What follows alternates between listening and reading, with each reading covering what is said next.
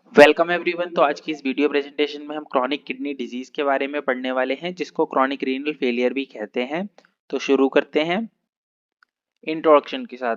CKD इसकी full form chronic kidney disease होती है और इसी का दूसरा टर्म है सीआरएफ, जिसको हम क्रॉनिक रीनल फेलियर कहते हैं। दोनों एक ही चीज है, टर्मिनोलॉजी डिफरेंट है।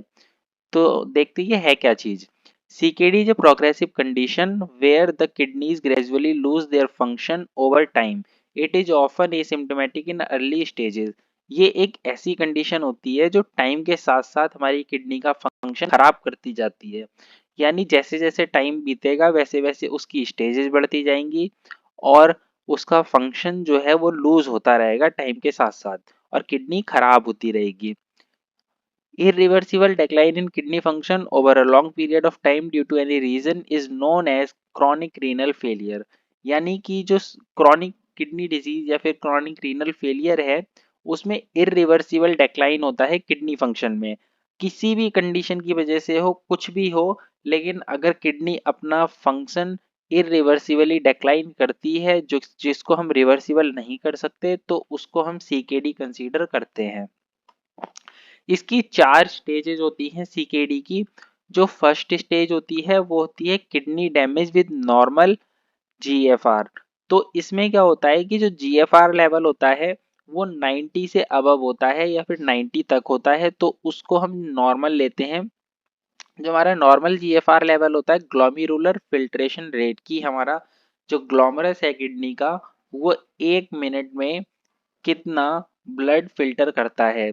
जो उसका रेट होता है, ये देखिए ml पर मिनट पर 1.73 मीटर स्क्वायर, ये बॉडी सरफेस एरिया होता है।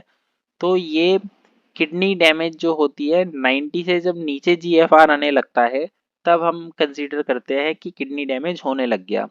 तो 90 वाले को हम नॉर्मल लेते हैं और जिसका जीएफआर 60 से 89 के बीच आता है वो सेकेंड स्टेज में कंसीडर करे जाते हैं, जिसमें kidney damage with mild GFR. इसमें क्या होता है, जीएफआर थोड़ा कम होता है तो जो किडनी डैमेज होता है वो बहुत कम लेवल पे होता है, माइल्ड होता है। तो उसको हम सेकेंड स्टेज में देखते हैं। फिर जो थर्ड स्टेज वाले पेशेंट होते हैं वो मॉडरेट में आ जाते हैं, जिसका जीएफआर 30 से 59 के बीच में होता है।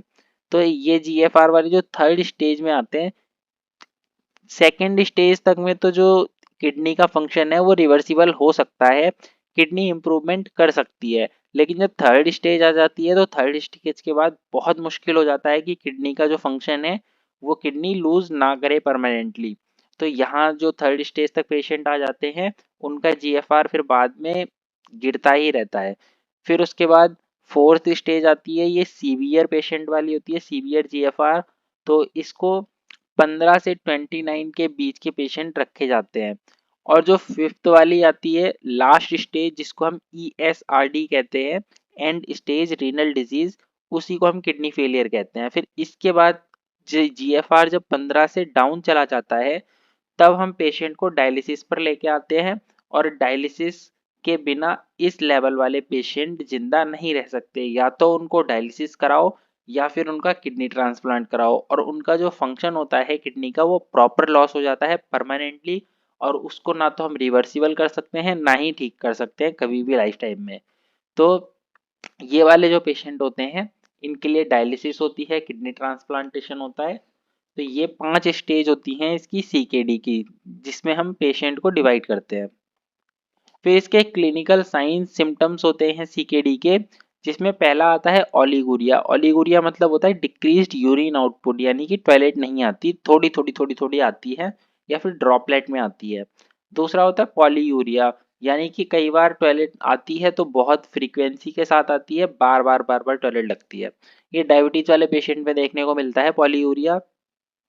फिर एनूरिया होता है, जिसमें यूरिन प्रोडक्शन ही हमारा नहीं होता, किडनी किसी भी तरीके से हमारा यूरिन प्रोड्यूस नहीं कर पाती, या तो उसके शेप में कुछ इशू हो जाता है या फिर कुछ और दिक्कत की वजह से यूरिन प्रोडक्शन ही नहीं होता, उसको हम एनूरिया कहते हैं। फिर एडिमा होता है, फ्लूइड रिटेंशन वाले पेशेंट होते हैं वो भी सीकेडी में आते हैं। हाइपरटेंशन भी सीकेडी की वजह से हो जाता है, और नोजिया वॉमिटिंग भी देखने को मिलता है, और कई बार ईचिंग भी होती है, नाइट स्वेट्स भी होते हैं सीकेडी के पेशेंट्स को। फैटिक और वीकनेस भी होती है, इलेक्ट्रोलाइट इम्बैलेंस तो होते ही है। कॉजेज क्या क्या हो सकते हैं सीकेडी के? कॉजेज में हमारा हाइपरटेंशन आता है, high blood pressure, diabetes mellitus की वजह से सीकेडी हो सकता है। ग्लोमरस में अगर इन्फ्लामेशन होता है तो उसकी वजह से भी सीकेडी हो सकता है। पॉलीसिस्टिक किडनी डिजीज की वजह से भी सीकेडी हो सकता है। ऑब्स्ट्रक्टिव नेफ्रोपैथी की वजह से भी हो सकता है, इसमें ऑब्स्ट्रक्शन होता है यूरिनरी पैसेज में कुछ भी, तो उसकी वजह से सीकेडी होने के चांसेस रहते हैं। सिस्टेमिक ल्यूपस एरिथमेटोसस ये एक कंडीशन होती है, इसमें भी हमारा सीकेडी होने के चांसेस रहते हैं। नेफ्रोटॉक्सिसिटी यानी मेडिकेशन वगैरह हम लेते हैं, पॉइजनिंग वगैरह के केसेस होते हैं, उसमें भी सीकेडी होने के चांसेस रहते हैं।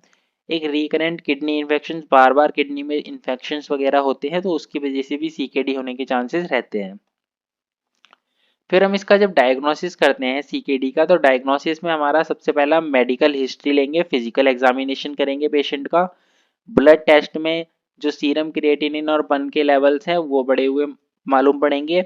यूरिन एनालिसिस करवाते हैं जिसमें हेमेचूरिया यानी कि यूरिन में ब्लड फाउंड होता है, प्रोटीन आता है यूरिन में। इमेजिंग स्टडीज में हम अल्ट्रासोनोग्राफी कराते हैं, सीटी एमआरआई कराते हैं। रीनल फंक्शन टेस्ट में हमारा जो है जीएफआर वगैरह चेक करते हैं। रीनल बायोप्सी भी करा लेते हैं, कई बार टिश्यू एग्जामिनेशन की जरूरत पड़ती है तो उसमें टिश्यू कल्चर वगैरह होता है। फिर कॉम्प्लिकेशंस आ जाती हैं सीकेडी की कॉम्प्लिकेशंस में हमारा कार्डियक कॉम्प्लिकेशन जनरल रहती हैं। जब भी हमारा कार्डियक कॉम्प्लिकेशन होगी तो रीनल अफेक्टेड होगी, और जब रीनल कॉम्प्लिकेशन होगी तो जो हमारा हार्ट है वो अफेक्ट होगा।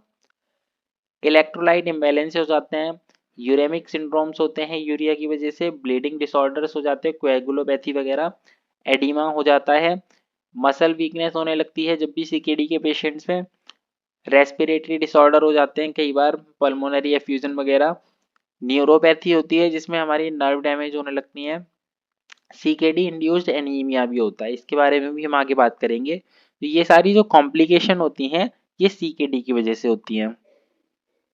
फिर क्लिनिकल मैनेजमेंट अगर हम सीकेडी का करना चाहें तो इसमें ट्रीटमेंट हमारे पास सिर्फ यही है, जिसमें एक हीमोडायलिसिस होता है, पेरिटोनियल डायलिसिस होता है, लेकिन ये टेम्पररी है, ये लाइफ टाइम बार बार करवाने ही पड़ेंगे अगर पेशेंट को जिंदा रखना है तो। अदरवाइज एक परमानेंट सॉल्यूशन है, ये है किडनी ट्रांसप्लांटेशन।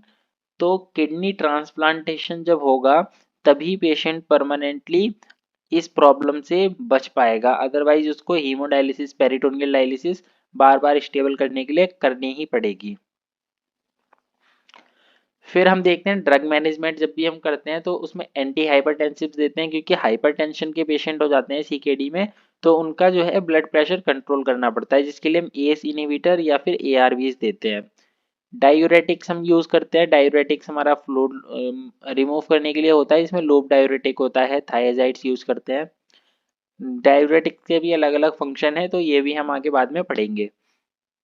इसमें हम एरिथ्रोपोइसिस स्टिमुलेटिंग एजेंट्स देते हैं, एरिथ्रोपोइसिस इसलिए देते हैं क्योंकि आरबीसी प्रोडक्शन को स्टिमुलेट करने के लिए सीकेडी पेशेंट में जो आरबीसी प्रोडक्शन है वो बहुत अफेक्टेड रहता है, इसलिए हम उसको ईपोइटिन अल्फा, डार्बेपोइटिन अल्फा या फिर एरिथ्रोपोइटिन वगैरह इंजेक्शन देते हैं। फॉस्फेट बाइंडर्स हम देते हैं क्योंकि हाइपर फॉस्फेटेमिया हो जाता है, ब्लड में जो फॉस्फेट की मात्रा होती है, फॉस्फोरस जो होता है वो बढ़ जाता है।